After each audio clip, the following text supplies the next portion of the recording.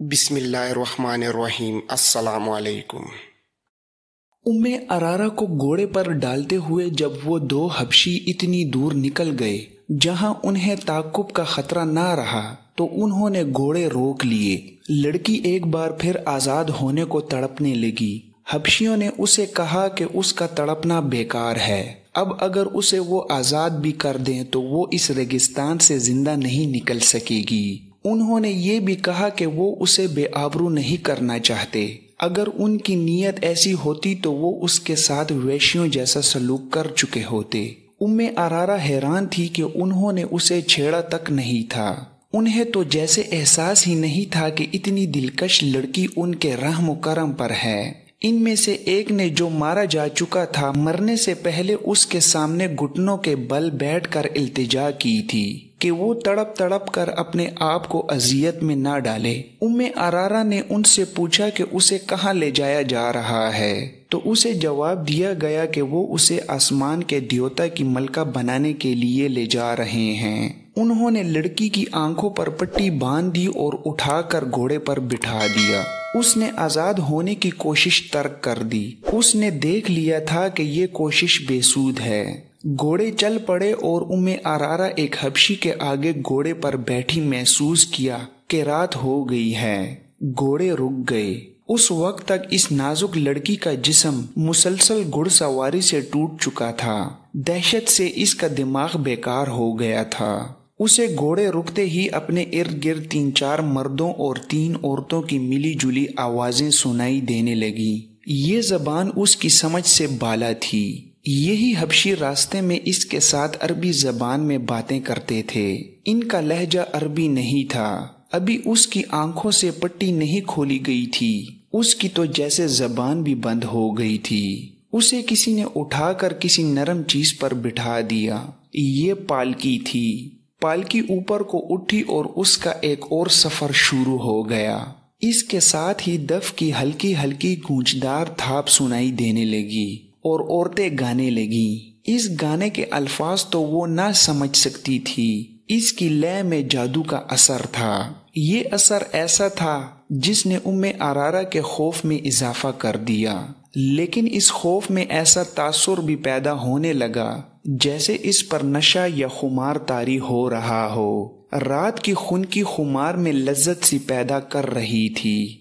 ارارا نے یہ چاہتے ہوئے کہ وہ پالکی سے کود جائے اور بھاگ اٹھے اور یہ لوگ اسے جان سے مار دیں، اس نے ایسی جرت نہ کی۔ وہ محسوس کر رہی تھی کہ وہ ان انسانوں کے قبضے میں نہیں بلکہ کوئی اور ہی طاقت ہے جس نے اس پر قابو پا لیا ہے اور اب وہ اپنی مرضی سے کوئی حرکت نہیں کر سکے گی۔ وہ محسوس کرنے لگی کہ پالکی بردار سیڑھیاں چڑھ رہے ہیں۔ وہ چڑھتے گئے، کم و بیش 30 سیڑھیاں چڑھ کر وہ ہموار چلنے لگے اور چند قدم چل کر رک گئے۔ پالکی زمین پر رکھ دی گئی۔ ارارا کی آنکھوں سے پٹی کھول کر کسی نے اس کی آنکھوں پر ہاتھ رکھ لیے۔ تھوڑی دیر بعد ان ہاتھوں کی انگلیاں کھلنے لگی اور لڑکی کو روشنیاں دکھائی دینے لگیں۔ آہستہ آہستہ ہاتھ اس کی آنکھوں سے ہٹ گئے۔ وہ ایسی عمارت میں کھڑی تھی جو ہزاروں سال پرانی نظر آتی تھی۔ گول ستون اوپر تک تھے۔ ایک وسیع ہال تھا جس پر فرش روشنیوں میں چمک رہا تھا۔ دیواروں کے ساتھ ڈنڈے سے لگے ہوئے تھے اور ڈنڈوں کے سروں پر مشعلوں کے شعلے تھے۔ اندر کی فضا میں ایسی خوشبو تھی جس کی مہک اس کے لیے نئی تھی۔ دف کی ہلکی ہلکی تھاپ اور عورتوں کا گیت اسے سنائی دے رہا تھا۔ یہ تھاپ اور یہ لے حال میں ایسے گونج پیدا کر رہی تھی جس میں خواب کا تاثر تھا۔ اس نے سامنے دیکھا، ایک چبوترا تھا جس کی 8-10 سیڑھیاں تھیں۔ چبوترے پر پتھر کے بت کا منہ اور سر تھا۔ اس کی تھوڑی کے نیچے تھوڑی سی گردن تھی۔ تھوڑی سے ماتھے تک یہ پتھر کا چہرہ قد آور انسان سے بھی 1.5-2 فٹ اونچا تھا۔ منہ کھلا ہوا تھا جو اتنا چوڑا تھا کہ ایک آدمی ذرا سا جھک کر اس میں داخل ہو سکتا تھا۔ منہ میں سفید دانت بھی تھے۔ یوں لگتا تھا جیسے یہ چہرہ کہکے لگا رہا ہے۔ اس کے دونوں کانوں سے ڈنڈے نکلے ہوئے تھے جن کے باہر والے سروں پر مشعلیں جل رہی تھیں۔ अचानक उसकी आंखें जो कमो बेश गज गज भर चौड़ी थीं चमकने लगी। इनसे रोशनी फूटने लगी। औरतों के गीत की लय बदल गई। दफ की थाप पर जोश पैदा हो गया। पत्थर के मुंह के अंदर रोशनी हो गई। लंबे लंबे सफेद चोगे पहने हुए 2 आदमी झुककर मुंह से बाहर आए। मुंह से बाहर आकर एक दाएं तरफ और एक बाएं तरफ खड़ा हो गया। इसके बाद पत्थर के मुंह में से एक और आदमी नमूदार हुआ। वो भी झुककर बाहर आया। वो जरा बूढ़ा लगता था। उसका चोगा सुर्ख रंग का था और उसके सर पर ताज था। एक सांप जो मसनूई था उसके दाएं कंधे पर कुंडली मारे और फन फैलाए बैठा था और एक बाएं कंधे पर। दोनों सांपों के रंग सियाह थे। उम्मे अरारा पर ऐसा रोब तारी हुआ कि वो सुन हो के खड़ी रही। ये आदमी जो इस कबीले का मजहबी पेशवा या पुरोहित था चबूतरे की सीढ़ियां उतर आया। वो आहिस्ता आहिस्ता उम्मे अरारा तक आया और दोनों घुटने फर्श पर रख कर उसने लड़की के दोनों हाथ अपने हाथों में लेकर चूम लिए। उसने लड़की से अरबी जबान में कहा, तुम हो वो खुशनसीब लड़की जिसे मेरे द्योता ने पसंद किया है। हम तुम्हें मुबारकबाद पेश करते हैं। उम्मे अरारा बेदार हो गई। उसने रोते हुए कहा, मैं किसी द्योता को नहीं मानती। अगर तुम द्योताओं को मानते हो तो मैं तुम्हें उन्हीं का वास्ता देकर कहती हूँ कि मुझे छोड़ दो। मुझे यहाँ क्यों लाए हो? पुरोहित ने कहा, यहाँ जो भी आती है यही कहती है, लेकिन उस पर उस मुकद्दस जगह का राज खुलता है तो कहती है कि मैं यहाँ से जाना नहीं चाहती। मैं जानता हूँ तुम मुसलमानों के खलीफा की महबूबा हो, मगर जिसने तुम्हें पसंद किया है उसके आगे दुनिया के खलीफे और आसमानों के फरिश्ते सजदा करते हैं। तुम जन्नत में आ गई हो। उसने चूहे के अंदर से एक फूल निकाला और उम्मे अरारा की नाक के साथ लगा दिया। उम्मे अरारा हरम की शहजादी थी। उसने ऐसे ऐसे अतर सूंघे थे जो उस जैसी शहजादियों के सिवा और कोई ख्वाब में भी नहीं सूंघ सकता था, मगर इस फूल की बू इसके लिए अनोखी थी। ये बू उसकी रूह तक उतर गई। उसकी सोचों का रंग ही बदल गया। उसकी नजरों के जाविये ही बदल गए। पुरोहित ने कहा, ये द्योता का तोहफा है, और इसने फूल इसकी नाक से हटा लिया। उम्मे अरारा ने हाथ आहिस्ता आहिस्ता आगे किया और पुरोहित का फूल वाला हाथ पकड़कर अपनी नाक के करीब ले आई। फूल सूंघ कर खुमार आलूद आवाज में बोली, कितना दिलनशीन तोहफा है, आप ये मुझे देंगे नहीं? पुरोहित ने पूछा, क्या तुमने तोहफा कबूल कर लिया है? उसके होंठों पर मुस्कुराहट थी। उम्मे अरारा ने जवाब दिया, हाँ, मैंने ये तोहफा कबूल कर लिया है। उसने फूल को एक बार फिर सूंघा और उसने आंखें बंद कर ली जैसे महक को अपने वजूद में जज़ब करने की कोशिश कर रही हो। पुरोहित ने कहा और पूछा, द्योता ने भी तुम्हें कबूल कर लिया है। तुम अब तक कहाँ थी? लड़की सोच में पड़ गई, जैसे कुछ याद करने की कोशिश कर रही हो। सर हिलाकर बोली, मैं यहीं थी। नहीं, मैं एक और जगह थी। मुझे याद नहीं कि मैं कहाँ थी। तुम्हें यहाँ कौन लाया है? कोई भी नहीं, उम्मे अरारा ने जवाब दिया। मैं खुद आई हूँ। तुम घोड़े पर नहीं आई थी? लड़की ने जवाब दिया, नहीं, मैं उड़ती हुई आई हूँ। क्या रास्ते में सहरा और पहाड़ और जंगल और वीराने नहीं थे? लड़की ने जवाब दिया, नहीं तो, हर तरफ सब्ज़ार और फूल थे। तुम्हारी आंखों पर किसी ने पट्टी नहीं बांधी थी? पट्टी? नहीं तो, लड़की ने जवाब दिया, मेरी आंखें खुली हुई थी और मैंने रंग बरंगे परिंदे देखे थे, प्यारे प्यारे परिंदे। पुरोहित ने अपनी जबान में बुलंद आवाज से कुछ कहा। उम्मे अरारा के अकब से 4 लड़कियां आईं। उन्होंने उसके कपड़े उतार दिए। वो मादरजाद नंगी हो गई। उसने मुस्कुरा कर पूछा, द्योता मुझे इस हालत में पसंद करेंगे? पुरोहित ने कहा, नहीं, तुम्हें द्योता के पसंद के कपड़े पहनाए जाएंगे। लड़कियों ने उसके कंधे पर चादर सी डाल दी जो इतनी चौड़ी थी कि कंधों से पांव तक उसका जिस्म मस्तूर हो गया। इस चादर के किनारों पर रंगदार रस्सियों के टुकड़े थे। चादर आगे करके उन टुकड़ों को गांठें दे दी गईं और चादर निहायत मौजू चुगा बन गई। उम्मे अरारा के बाल रेशम जैसे मुलायम और सियाही माइल भूरे थे। एक लड़की ने उसके बालों में कंघी करके उसके शानों पर फैला दिए। उसका हुस्न और ज्यादा बढ़ गया। पुरोहित ने उसे मुस्कुरा कर देखा और घूमकर पत्थर के मुहीब चेहरे की तरफ चल पड़ा। दो लड़कियों ने उम्मे अरारा के हाथ थाम लिए और पुरोहित के पीछे पीछे चल पड़ी। उम्मे अरारा शहजादियों की तरह चल पड़ी। उसने इधर उधर नहीं देखा कि माहौल कैसा है। उसकी चाल में और ही शान थी। औरतों का राग उसे पहले से ज्यादा तिलस्माती और पुरसोज मालूम होने लगा। वो पुरोहित के पीछे हाथ लड़कियों के हाथों पर रखे चबूतरे की सीढ़ियां चढ़ने लगी। पुरोहित ने पत्थर के पहाड़ जैसे चेहरे के मुंह में दाखिल हो गया। उम्मे अरारा भी 3 सीढ़ियां चढ़कर भूत के मुंह में झुककर दाखिल हो गई। दोनों लड़कियां वहीं खड़ी रहीं। उम्मे अरारा का हाथ पुरोहित ने थाम लिया। मुंह की छत इतनी ऊंची थी कि वो सीधे चल रहे थे। हलक में पहुंचे तो आगे सीढ़ियां थीं। वो सीढ़ियां उतर गए। ये एक तहखाना था जहां कंदीलें रोशन थीं। एक कमरे में भी महक थी। ये कमरा कशादा नहीं था। छत ऊंची नहीं थी। उसकी दीवारें और छत दरख्तों के पत्तों और फूलों से ढकी हुई थीं। फर्श पर मुलायम घास और घास पर फूल बिछे हुए थे। एक कोने में खुशनुमा सराई और प्याले रखे थे। पुरोहित ने सराई से 2 प्याले भरे। एक उम्मे अरारा को दिया। दोनों ने प्याले होंठों से लगाए और खाली कर दिए। उम्मे अरारा ने पूछा, द्योता कब आएगा? पुरोहित ने कहा, तुमने अभी उसे पहचाना नहीं? तुम्हारे सामने कौन खड़ा है? उम्मे अरारा उसके पांव में बैठ गई और बोली, हाँ, मैंने उसे पहचान लिया है। तुम वो नहीं हो जिसे मैंने ऊपर देखा था। तुमने मुझे कबूल कर लिया है? पुरोहित ने कहा, हाँ, आज से तुम मेरी दुल्हन हो।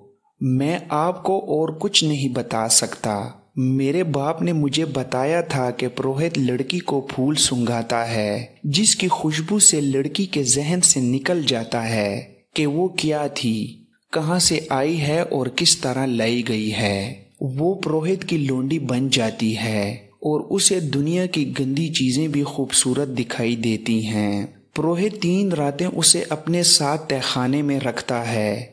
ये इंकिशाफ इन 5 सूडानी हबशियों में से एक अली बिन सुफियान के सामने बयान कर रहा था, जिन्हें उसने खलीफा के महाफिज दस्ते में से निकाला था। ये 5 उसी कबीले में से थे जिस कबीले के वो 4 थे जिन्होंने उम्मे अरारा को अगवा किया था।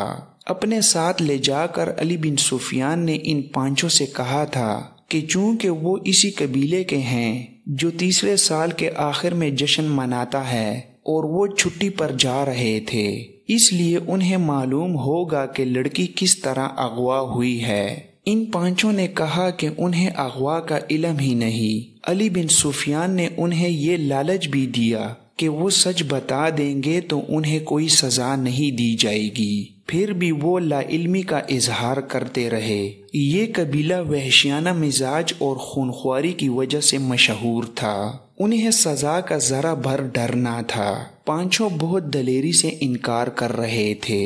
आखिर अली बिन सुफियान को वो तरीका आजमाने पड़े जो पत्थर को भी पिघला देते हैं। 5 को अलग अलग करके अली बिन सुफियान ने उन्हें उस जगह ले गया जहां चीखें और आहो बका कोई नहीं सुनता था। मुसलसल अजियत और तशद्दुद से कोई मुल्जिम मर जाए तो किसी को परवाह नहीं होती थी। ये 5 सूडानी बड़े ही सख्त जान मालूम होते थे।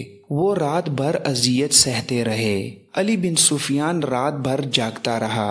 आखिर उन्हें इस इम्तिहान में डाला गया जो आखिरी हरबा समझा जाता था। ये था शकर शकंजा। राहट की तरह चौड़े और बहुत बड़े पहिए पर मुल्जिम को उल्टा लिटाकर हाथ रस्सियों से चक्कर के साथ बांध दिए जाते और पांव टखनों से रस्सियां डालकर फर्श पर गाड़े हुए कीलों से कस दिए जाते थे।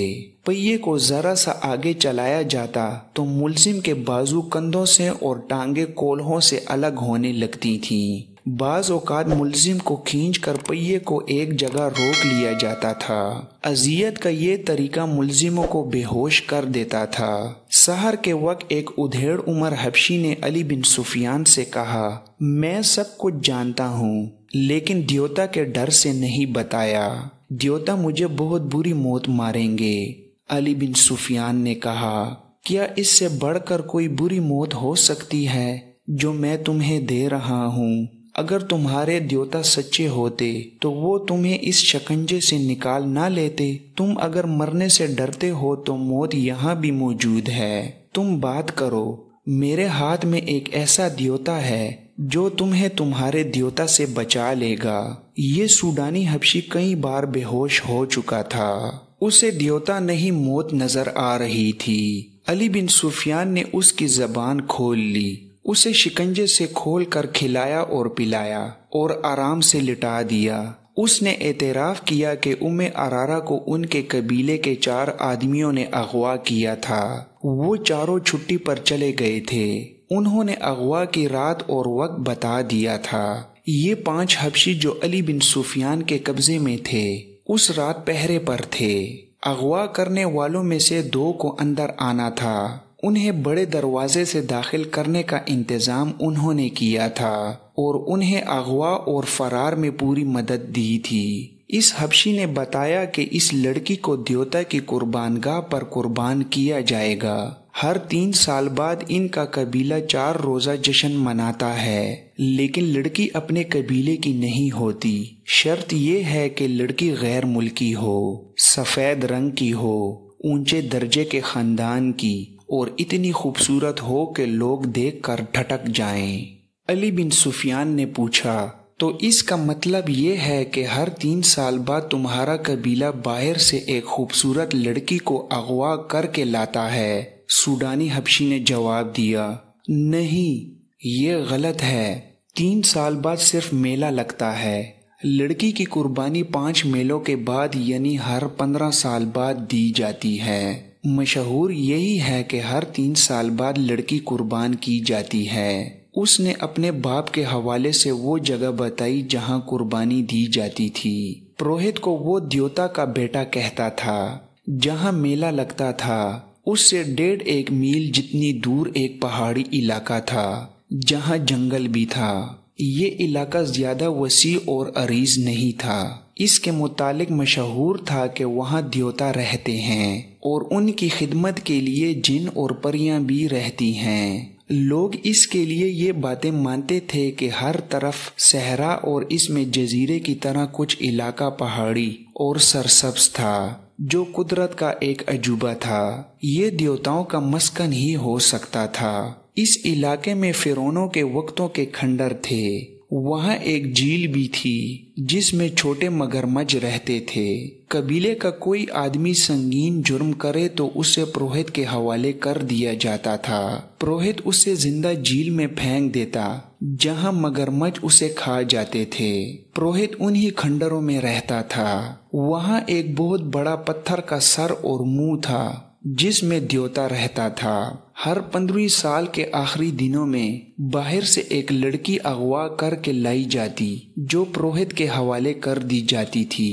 پروہت لڑکی کو ایک پھول سنگھاتا تھا جس کی خوشبو سے لڑکی کے ذہن سے نکل جاتا تھا کہ وہ کیا تھی، کہاں سے آئی تھی اور اسے کون لایا تھا۔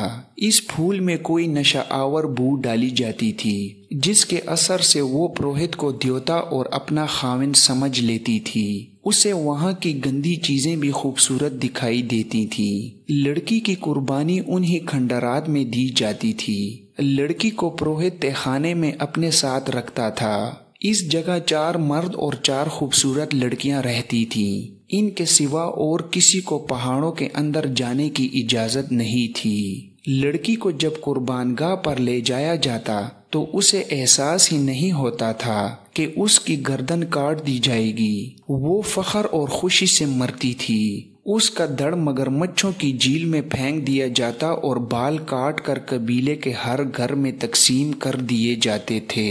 ان بالوں کو مقدس سمجھا جاتا تھا۔ لڑکی کا سر خشک ہونے کے لیے رکھ دیا جاتا تھا۔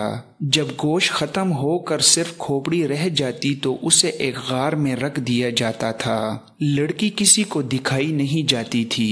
اس حبشی نے کہا، 15 سال پورے ہو رہے ہیں، اب اس لڑکی کی قربانی دی جائے گی۔ ہم 9 آدمی مصر کی فوج میں بھرتی ہوئے تھے۔ ہمیں چونکہ نڈر اور وحشی سمجھا جاتا تھا، اس لیے ہمیں خلیفہ کے محافظ دستے کے لیے منتخب کر لیا گیا۔ 2 مہینے گزرے، ہم نے اس لڑکی کو دیکھا۔ ایسی خوبصورت لڑکی ہم نے کبھی نہیں دیکھی تھی۔ ہم سب نے فیصلہ کر لیا کہ اس لڑکی کو اٹھا لے جائیں گے اور قربانی کے لیے پیش کریں گے۔ ہمارے ایک ساتھی نے، جو کل مارا گیا ہے، اپنے گاؤں جا کر قبیلے کے بزرگ کو بتا دیا تھا کہ اس بار قربانی کے لیے ہم لڑکی لائیں گے، تو اس طرح ہم نے لڑکی کو اغوا کر لیا۔